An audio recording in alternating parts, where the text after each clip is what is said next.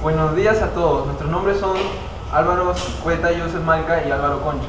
Somos estudiantes de la Facultad de Ingeniería Mecánica de la UNI, de la clase de Física 3 que dicta Ingeniero Caballero. En este video les expondremos el tema ley de Faraday, ley de Lenz y un problema aplicativo. Bueno, todo empezó en 1819, cuando Hans Christian Ørsted, realizando una demostración pública, hizo que una aguja se oriente ante un conductor por el que circulaba una corriente. Esto demostró claramente que una corriente induce un campo magnético. Muchos científicos trataron de buscar lo contrario, pero no fue hasta 1831 en que Michael Faraday, de manera experimental, demuestra la inducción electromagnética. El experimento que realizó fue el siguiente. Tuvo una bobina A enrollada a un conductor y esta a su vez conectada a una batería. Y tuvo una bobina B, la cual estaba enrollada encima de la primera y conectada a un galvanómetro. Los sucesos fueron los siguientes. Al encenderla, se desvió el galvanómetro, lo que indicó una diferencia de potencial en él. Pero, durante un tiempo, cuando ya circulaba la corriente, este marcaba 0. Nuevamente, al abrir el circuito, se desvió el galvanómetro, lo que indicó nuevamente una corriente inducida. Nosotros entendemos que la corriente inducida fue justamente porque apareció y desapareció un campo magnético.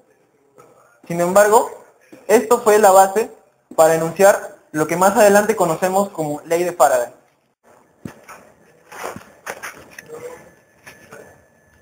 Para enunciar la ley de Faraday es necesario tener un concepto previo de lo que es el flujo magnético, ya que realmente no es el campo directamente el que induce la corriente. Bueno, nosotros sabemos que el flujo magnético se define como la intensidad de campo a través de un área. Y esta es su expresión matemática para un campo magnético en una superficie cualesquiera. Bueno, la expresión para un campo magnético uniforme en un área plana es la siguiente. Una vez teniendo esto en cuenta, podemos enunciar la ley de Faraday, la cual dice que la Fn inducida es igual a la variación del flujo magnético que la atraviesa en el tiempo. Este símbolo, en la expresión matemática, mediante un conjunto de convenciones, nos puede deducir la ley de Lenz. Para terminar, les diré lo siguiente. ¿Realmente es el campo magnético el que pone a las cargas en movimiento y crea la corriente? Pues, realmente no. El campo magnético ejerce fuerzas sobre carga en movimiento ya. Pero en un instante inicial, ¿qué es lo que mueve las cargas y crea la corriente? Pues notaremos que debería existir un campo eléctrico, ya que es el único capaz de poner la carga en movimiento. Entonces realmente hablamos de un campo eléctrico inducido. La siguiente expresión matemática lo que nos quiere decir es que en un circuito cerrado, una variación de flujo crea un campo eléctrico, la cual solamente cumple para un tipo de corriente, que más adelante veremos que es llamada corriente estacionaria. Ley de Lenz. La ley de Lenz es un método alternativo conveniente para determinar la dirección de una corriente. Esta se puede derivar de la ley de Faraday.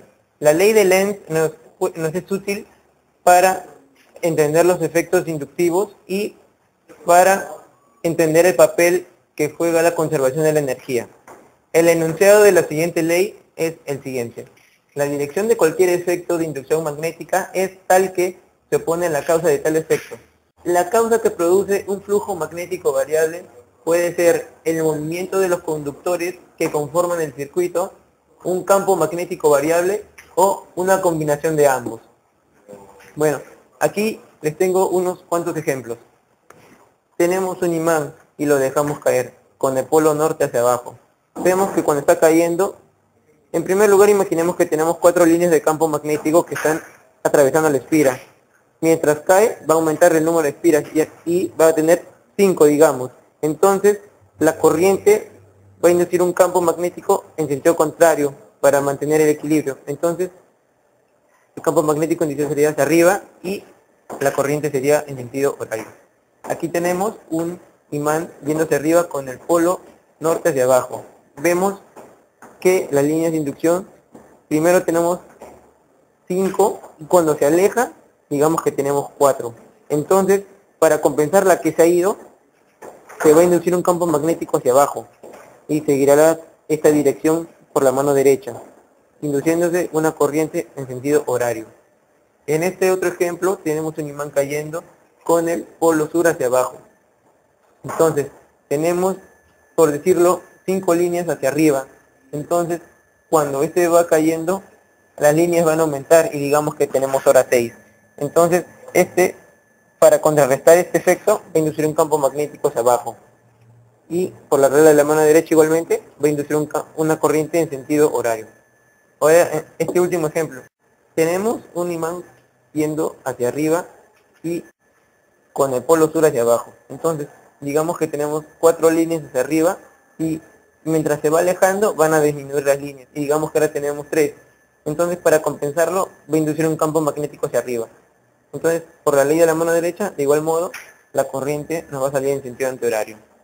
Como conclusión de estos 4 ejemplos, yo les podría decir que la corriente inducida se opone al cambio de flujo magnético a través del circuito, más no al flujo mismo.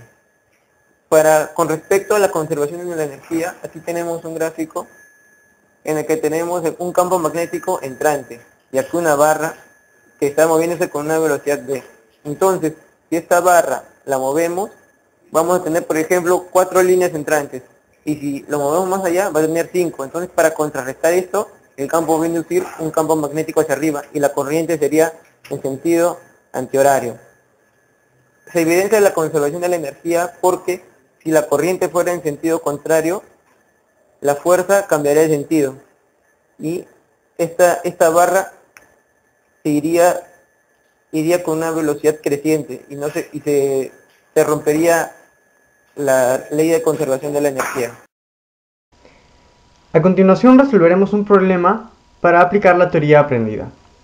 Bien, este es el gráfico, la barra conductora que rota con una frecuencia angular W. Sobre el pivote P, esta es la resistencia y este es el cable en forma circular que, bueno, solo dibujamos una parte. Si θ es el ángulo entre la barra y el resistor, entonces el área encerrada en este circuito sería pi por radio al cuadrado, lo cual es lo mismo que la longitud de la barra, lo cual se reduce en medio del θ, el radio ángulo cuadrado, por entre 2pi. También sabemos que el flujo magnético es igual a el campo por el área. Como son paralelos, entonces sería un medio del campo por el radio al cuadrado por θ.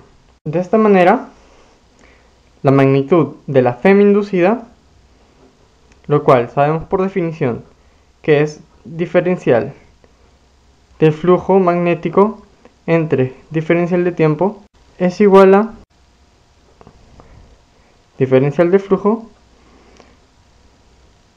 lo cual es igual a campo por el radio al cuadrado por diferencial de θ entre diferencial de tiempo. Y todo esto se reduce a medio del campo por el radio al cuadrado por la velocidad angular. También sabemos que la magnitud de la corriente es igual a la FEM inducida entre la resistencia. Y esto es igual a el campo por el radio al cuadrado por W entre 2 por la resistencia. Y aplicando la ley de Lenz, vemos que el campo va hacia abajo. Entonces, al moverse hacia la izquierda en un sentido, la barra al moverse en un sentido antihorario, entran más líneas de campo por ese sentido. Entonces lo que tiene que hacer la FEM inducida es disminuir estas líneas de campo, lo cual hace que las líneas vengan por este lado, el campo venga por este lado y genera una corriente en esta dirección. De esta manera la corriente inducida sería así.